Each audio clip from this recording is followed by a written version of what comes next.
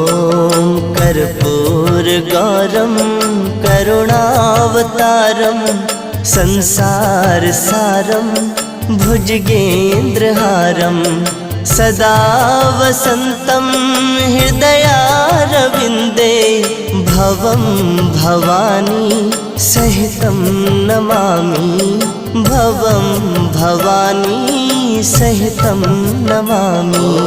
कर्पूरगौरं करुणावतारं संसार